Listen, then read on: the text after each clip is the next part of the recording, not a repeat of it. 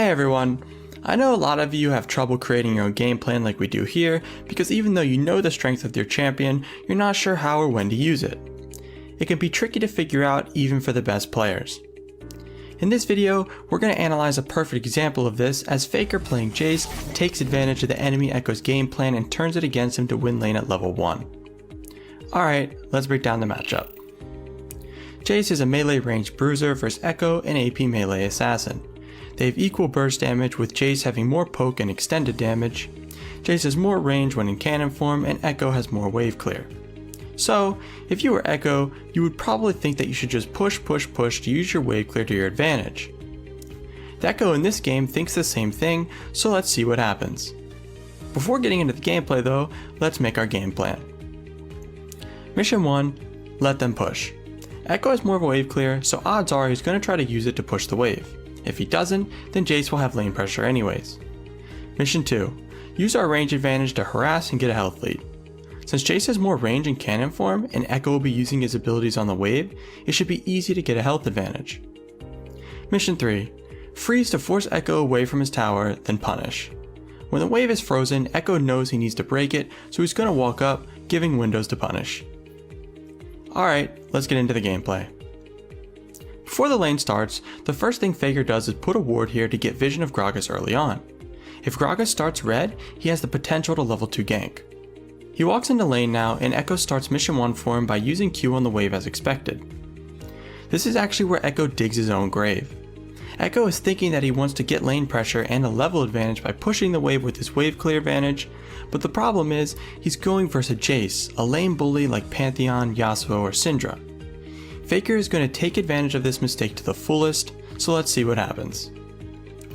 He walks right up to Echo and starts mission 2 with auto attacks. Echo walks up to him thinking that his minions will win the trade for him, which would be true if Jace wasn't an AD champion. Also, Faker stays in cannon form instead of going into hammer form to use Q. If Echo procs his passive, it'll also proc his electric Q, giving him a nice chunk of damage. Echo misses his Q, which gives Faker the green light to keep harassing like this. Now Echo is forced so far away from the wave that when Faker goes for this next bit of harass, the minions don't even aggro him. Echo walks up and uses his Q to grab these 2 CS.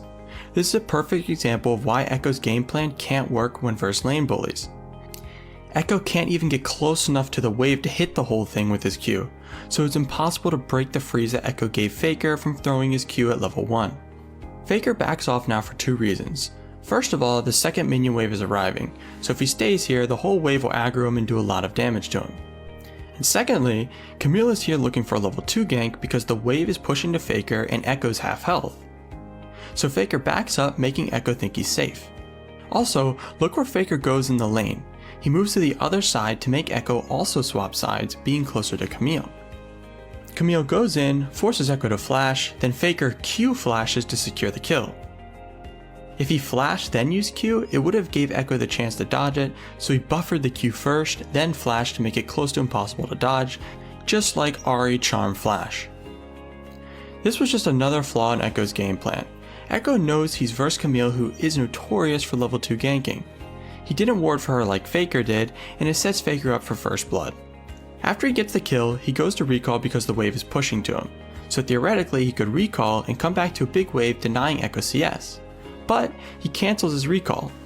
He realizes that he's not low on health or mana and can abuse this freeze even more.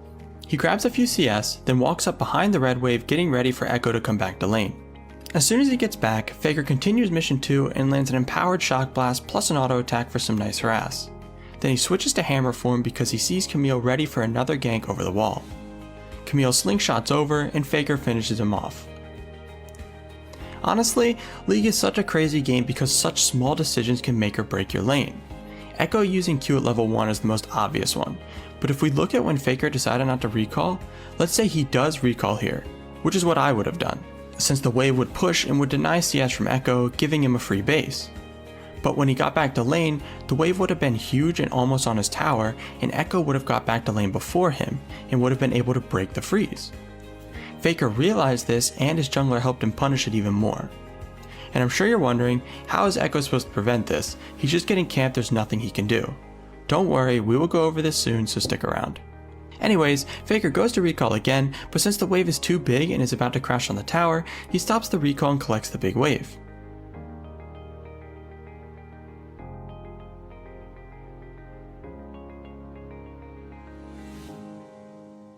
After clearing it, he's level 3, with Echo still level 1. And since the wave is this close to his tower, Echo is forced to be this far up in the lane to try and get some experience, leading Faker right into mission 3. He starts with Hammer Form and uses it to close the distance, then uses E to push Echo away before he can proc his passive, then switches to Cannon Form to finish the trade, dropping Echo to 40% health.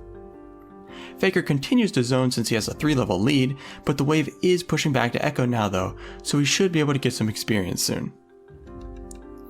Faker backs off to collect his own CS, and the Predator alert goes off, meaning Gragas is looking to gank or relieve some pressure. Camille comes for the counter gank, with Fiddle heading over as well. Before this play even happens, I can already tell you this is a huge mistake from Gragas to come anywhere near mid. Jace is 2 levels up on Echo, but even if they were even, Jace is so much stronger than Echo this early in the game. If Camille counter ganks, they lose 2v2 hard, so Gragas shouldn't be looking to make any plays around mid. Anyways, Camille ends up almost solo killing Gragas, with Faker and Fiddle killing Echo for the 3rd time now. He finishes pushing in the wave, then recalls.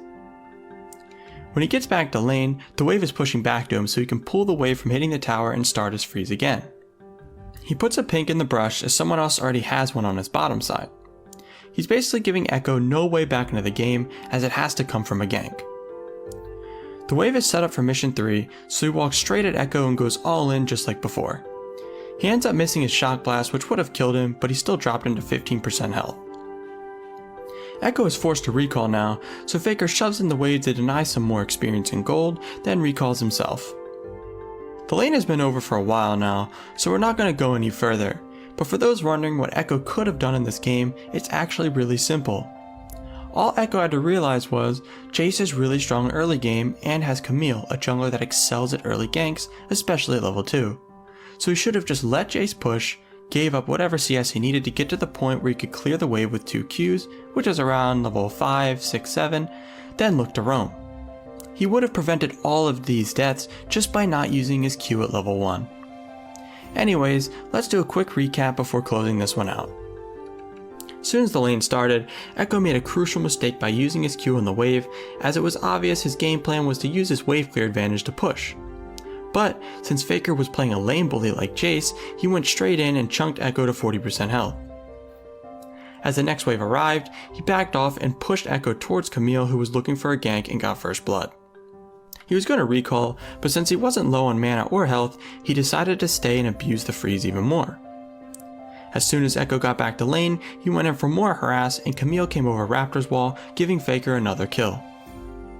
After killing him, he still couldn't recall because the wave was really big and would have crashed on his tower.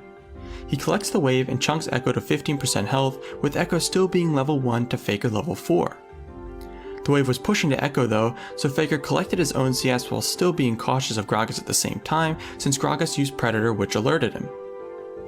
Camille and Fiddle came for a counter gank and they ended up killing Echo again. Faker finally recalls, and as soon as he gets back to lane he freezes, then goes in just like before, chunking Echo out of lane, making him fall even further behind. Alright, that's going to be it for this video. Thanks for watching.